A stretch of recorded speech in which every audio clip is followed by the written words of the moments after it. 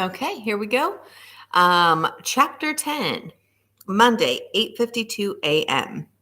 In the morning, Dad announced he was heading out to talk to the real estate agent about the house. Can I come? Xander asked. You're not ready, are you? He hasn't even brushed teeth, Mom said. She was sitting in the rollaway brushing Toria's hair. Dad rolled his eyes at Xander. He gestured toward the door with his head. He tiptoed to the door and opened it quietly, as if anything could happen secretly in a 20 by 20 motel room. Never mind the flood of sunlight that opening the door brought in. Grinning, Xander grabbed his t-shirt, socks, and sneakers and hurried out. As he pulled the door shut, Mom called, "At least get some gum." In the car, Xander asked, "You didn't notice anything strange about the house?" Dad took his time to answer. "I think it's a special house, Xander. We wouldn't buy it if it weren't." Xander bristled. Now he knew how it felt to be like Kevin McCarthy in Invasion of the Body Snatchers, a person who knew something was wrong but was chalked up as crazy because he couldn't prove it. He couldn't even count the number of movies featuring that character. If it happens so often on film, it must be pretty common in real life, right? He had the brief image of himself in a white padded room, arms bound by sleeves that tied in the back, yelling through a little window in the door, "I'm not insane, really." Nurse Ratchet would slam the window shut, and his cellmate, Jack Nicholson, would tell him to shut up. He said, "No, I mean..." "You mean the sounds?" his father asked. Hope flared in Xander's gut, hoping a little like when a roller coaster reaches the peak of a tall climb. "Yeah, the sounds." I think all that creaking and groaning was just the house settling, or getting used to having people in it again. The roller coaster stalled. "Yeah, settling." Dad cleared his throat. Xander noticed the skin on his forehead and around his eyes wrinkle in thought. Dad said, "And the way it sounds seemed to trick you?" "Back on the roller coaster." Xander smiled. "You noticed that?" His dad threw him a glance. "Of course. I mean, how many footsteps could Toria have taken to get from one end of the house to the other? It's big, but with all that noise, you'd have thought she was running in place." Xander hadn't considered that. If that had been the only trick of sound, he might have been able to accept that explanation. He could tell his dad didn't buy it either. What about other things, like noises coming from a different direction than they should have? For a moment, Dad was unreadable. Xander waited like a man for a verdict, and finally Dad nodded. "That too," he said quietly. Xander felt tension fall away from his chest, like a bandage that had been constricting his lungs. The way his dad had said it was all he needed to know. There was something weird about the house, something that had made his father uneasy as well. And if the house's strangeness revealed itself through sound, then why not visually too? How Dad had appeared to move instantly from one side of the house to the other, the silhouette that had looked like David in the doorway upstairs. Weren't these just the eyeball equivalent of tricks on his ears? "Why is it like that?" he asked. "I don't know, son. I really don't. But doesn't it bother you?" Obviously not, since they were heading to a real estate agent to buy the place. Dad smiled at Xander. "Not yet." Chapter 11, Monday, 9:28 a.m. Kathy Bates, Xander thought. Not the homicidal loony from Misery, but the little too happy, bubbly Bates from Rat Race. That's who the real estate woman reminded him of. Like Bates, there was plenty of her. She seemed to find everything funny regardless of who said it or how unfunny it was. "Ooh, you just rolled in from Pasadena," she laughed, her whimsy at the use of the word rolled, or at Pasadena. Xander couldn't tell. "Are you looking for a house?" Mr. King smiled, the way people do when they're waiting for a punchline. "Well, actually, I think we found one." "Just go ahead and make my job easy, will ya?" she said, and lowered herself into the chair behind the office space's single desk. She positioned a keyboard in front of her and said, "Which one?" "At the end of Gabriel Road." She looked up and somehow kept a smile while forming a perplexed expression. "Off of Highway 3 and Rem Way?" A bulge the size of Xander's thumb appeared between her eyes. "I don't think She started typing, squinting at the monitor. Xander turned to look out the big front window. Across the street was some kind of lumber mill. Whole trees, stripped of branches and bark, were piled into stacks the size of office buildings. Someone was using a fire hose to spray water over the logs. Perhaps it was to keep them from burning up the slightest spark. It didn't look safe to Xander. A paper cup tumbled by in the parking lot, and Xander remembered. He pushed his hand into his pocket and pulled out the crumpled property listing his father had tossed away. It was exactly what Kathy Bates needed. He unfolded it and smoothed out the wrinkles, but it wasn't the house on Gabriel Road. The picture was of a smallish cabin they had not seen. Dad had tossed it out the window, frustrated that it had led them nowhere. That was before Xander had seen the house in the shadows. Could it be Dad was looking at the wrong property listing, he wondered? If so, how had they found the house? Another thought occurred to him, and it chilled his skin. What if the house's power was so strong it made Dad see something on the page that wasn't there? Or maybe it had even changed the page after getting them there. That's called paranoia, Xander thought. Stop it. He crunched the paper back into a ball. He tossed it into the wastebasket by the desk. There's nothing here. I'm sorry, Kathy Bates said. Then something dawned on her. You're talking about the old Koenig place, aren't you? Koenig? His father said, and he glanced at Xander. That old rundown place, she laughed. I didn't know it was for sale. Was there a sign? No, but Xander said, there was a property listing. Really? She squinted at him as though he had just said his name was Johnny Depp. Off the internet, his father said. I think it was your website. She shook her head. Not mine. Not if that property was listed. But then we all share the same listing service, so I don't know for sure. Well, is it for sale? Dad asked. She laughed. Well, my daddy used to say everything was for sale, so let me look into it.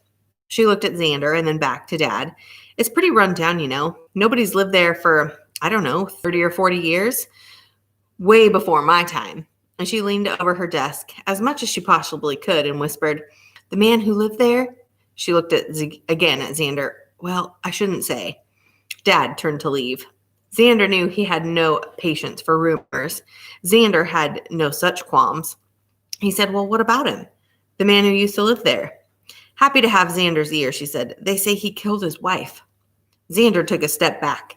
He threw a shocked expression at Dad, who had turned back, interested. School teacher just disappeared. After the authorities started asking questions, the man and the rest of his family vanished. Family? Xander said. A little boy and girl. I don't know how old. Sweetest family in the world if you listen to the folks around here. Xander was stunned. And nobody knows what happened to them? Some say they hightailed it to Europe. She raised her eyebrows at him. Most believe he took them somewhere and killed them, and then took his own life. Dad forced a smile. Just old rumors, he said. Thank you for looking into this for us. I'll be back. And he strode for the door. Xander's feet felt like cement. He didn't like that a house he had already thought had problems also had a gruesome history. He knew it shouldn't have surprised him. Every haunted house in every movie he had ever seen got that way by some tragic event in the past. He wanted to ask the woman what else she knew, but his dad had already pushed through the door. He nodded at her inquisitive look and hustled to catch up. Chapter 12, Monday, 11:27 p.m. It is haunted. Night again. The same swath of lamplight stole through the curtains. The same parental breathing. That tick, tick, tick lip sound. What do you mean? David squirmed under the covers. That toy you found? The lightsaber? It belonged to a little boy. His father killed the whole family. David's eyes got huge and then flicked as he thought about it. It's like The Shining, Xander continued. The hotel that drove the dad crazy. How do you know? I saw the movie. No, how do you know about the family, the dad who killed them? The real estate lady told us. They never found any of them. And it's haunted? It has to be. Look, weird things were happening there and... What weird things? Xander hadn't told David everything. Just some stuff. But I told you, I got a bad feeling about it. And then we find out about this murder. He emphasized it. A triple murder and suicide. The guy slaughtered his own family. How awful is that? Slaughtered? What did he do? Oh, I'm sure it was something bloody and grotesque. You don't go out of your mind and keep it neat. Xander could almost see the vivid images bouncing around David's head. Well, what do we do? David asked. Good question. Do you still want to move into that house? Well, not if it's haunted. Shh. Against reason, Xander felt the thrill he had experienced at that house, the sense of adventure, that he was privy to some kind of secret knowledge. He imagined finding another house, one without a history or ghosts. Yeah, he'd sleep better at night, but he'd be bored out of his mind during the day, especially in Pinedale. Look, Xander said, let's just keep our eyes open, but really watchful. If it gets dangerous, we'll go nuts, scream and throw a fit or something to get everybody out. I can do that, David smiled, but his eyes said he was still worried.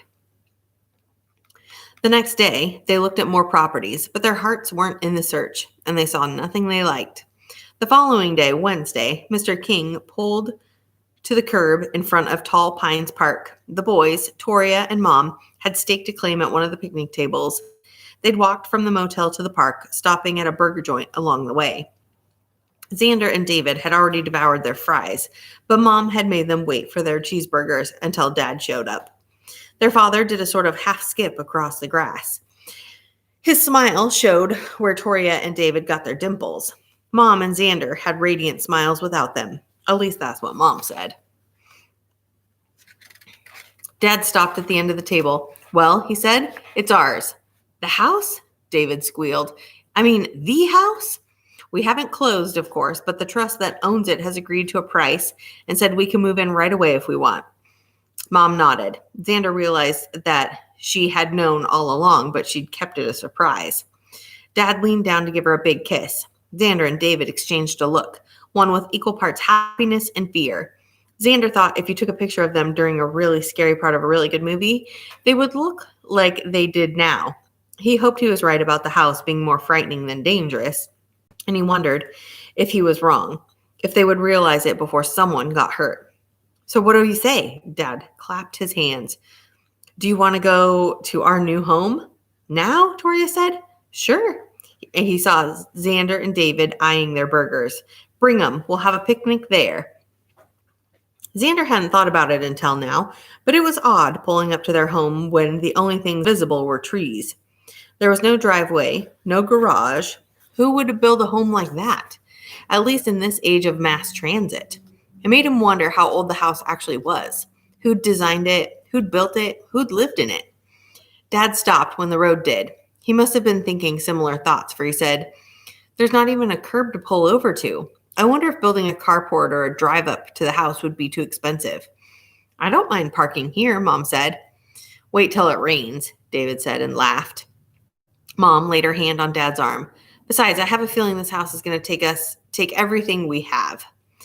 That made Xander shudder. He opened the door, appreciative of the sun. David carried the food. Mom had a blanket. And as they approached the house, Xander thought about how he and David would begin the inspection as soon as they were settled in. He knew the best way to unearth the house's secrets was to have an open mind. In the movies, too many people missed important clues because they were looking for something else, some preconceived notion of what they would find. Even with this in mind, he couldn't help but think they might locate the bodies of the family who had disappeared. Most screenwriters these days would have them buried in the basement, but Xander liked the old Edgar Allan Poe stories like The Black Cat, in which people were bricked up into walls, not always after being murdered. Dad, Mom, and Toria tromped up the front steps. Dad swung the door open with a ta-da. Mom said, we'd better get a locksmith out here first thing. Already taken care of, Dad said. I called him from the car on the way to the park. They streamed in. Xander stood at the bottom of the steps, his foot on the first one. David tested the banister's strength, then leaned against it. Xander, he whispered, remember what we were talking about? About the place being haunted? Xander stepped closer. Shh, I can feel it, he said. Can we share a room just for a while? Xander smiled. He was glad David had suggested it first. Now he had to be careful about appearing overeager. Let's just see how it goes. Okay, but David's voice trailed off and he bowed his head. But I don't think I can stay here if I have to sleep alone. There's always Toria, Xander suggested. David made a face. That would be worse. Then what? Getting eaten by vampires? Xander started up the steps. Don't say that. David moved in close to him. I'm just kidding, David. Don't worry about it. They stopped at the open door. Dust motes drifted in the gloom. They were catching the sunlight and were bright as stars in the black galaxy. The others were out of sight. Their voices drifted off to Xander. They were obviously talking to one another, but now it didn't surprise Xander that they had seemed to come from different places in the house and from different distances away. Standing next to him, David found his hand and gripped it. He looked at his little brother, who offered no sign of fear. Besides, David said, vampires don't eat you. They drink your blood. Xander thought about responding with something wise like, those are normal vampires. This house has a different breed. But he figured he'd scared David enough, had scared himself enough. So instead he said, fine, Dr. Van Helsing, you're the expert. And with that, they stepped into the house together.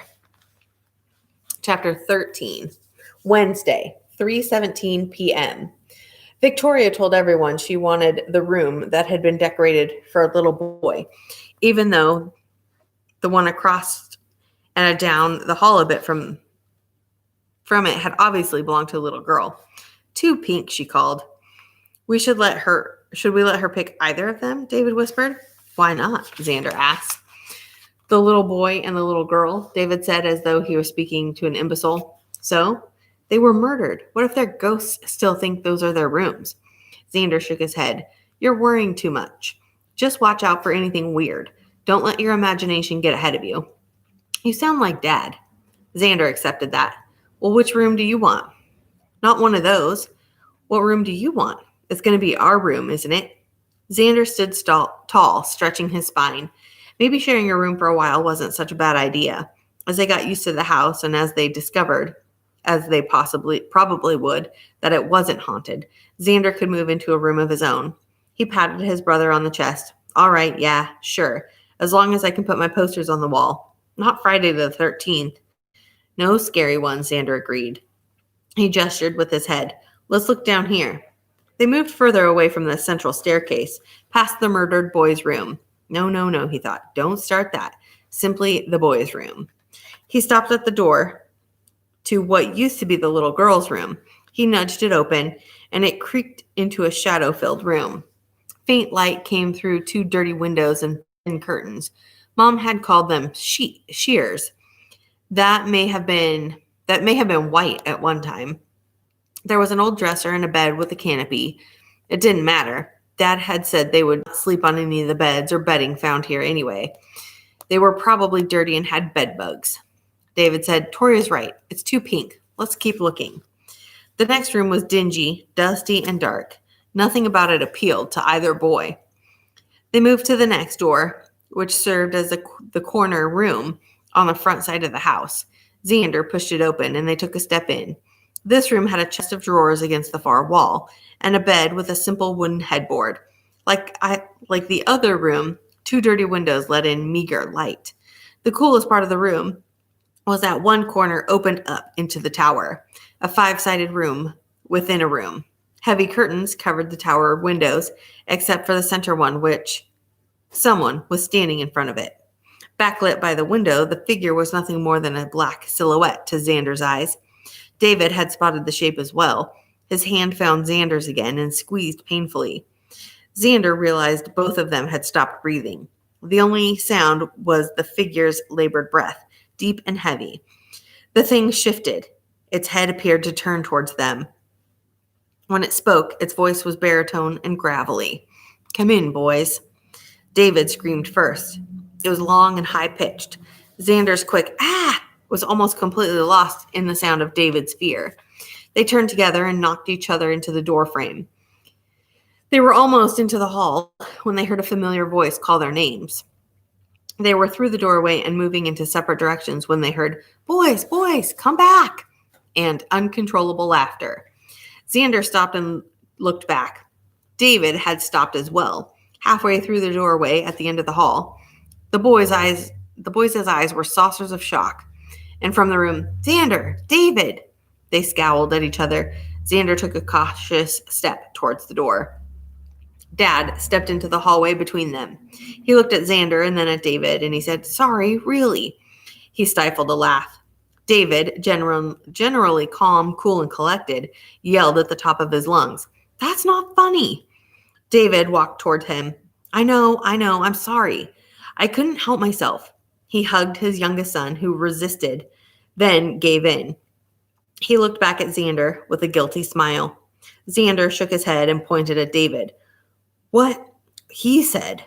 Dad nodded. "You guys have been whispering about this house since we talked to the real estate woman. I couldn't even resist." The muscles in Xander's face felt tight, and he said, "You know what they say about payback."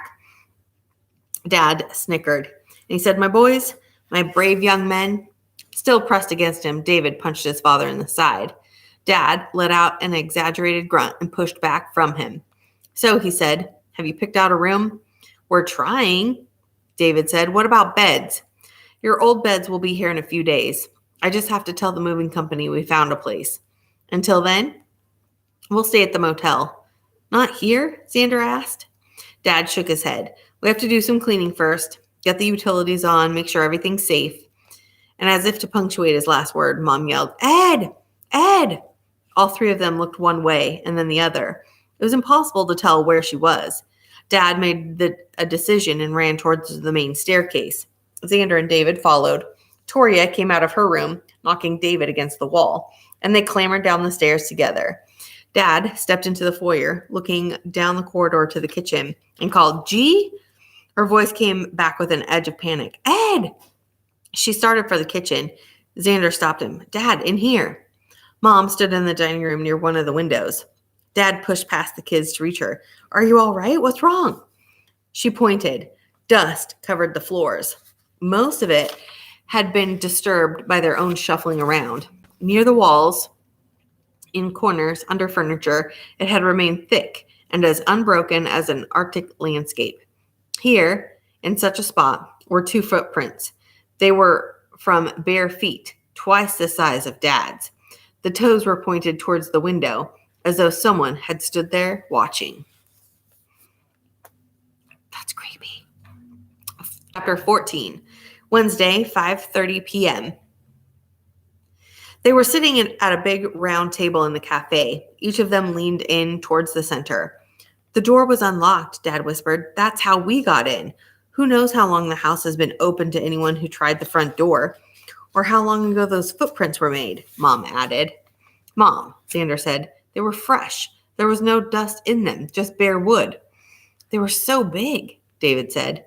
"It was Bigfoot," Toria said with a hint of danger. "Toria," Xander said. "Well, it was somebody with really big feet," Mom said, "but I don't think it was Bigfoot, honey. Not the Bigfoot." "But he lives here," Toria said. "I read about it." "Bigfoot's not real," David said. "It is too." Okay. Whether it was a guy with big feet or was Bigfoot, it doesn't really matter. I don't want him in my house, so listen." The waitress stepped up behind Toria. She smiled inquisitively, taking in their conspiratorial postures. "Are you all ready?" Dad smiled apologetically. "Not yet, but how about waters all around?" "Gotcha," she said, and wandered away. All faces turned back to Dad. He said, "Tomorrow we all go over there and start cleaning. Xander and I will go through the whole house, basement to attic, and we'll see if anybody's there." Toria inhaled sharply and covered her mouth. A bit melodramatic, Xander thought, but that was Toria. "Or if there are ways to get in we don't know about," Dad said. David said, "Well, I want to search too." David shook his head. "I don't think." Xander touched Dad's arm and said, "He can do it." Dad studied Xander's face. Maybe he was trying to gauge whether Xander was sticking up for his brother because he thought David could handle it, or because he was going to use the opportunity to somehow scare Day. Whatever he saw in Xander's eyes, he seemed to appreciate it. He nodded and said, "Okay, it'll be the King boys then." David smiled, "And may God have mercy on anyone we find." "Because we won't," Xander finished. Thursday, 10:49 a.m. The flashlight beams pushed away the inky blackness of the basement. The walls and floor were stone, cobwebs and spiderwebs everywhere.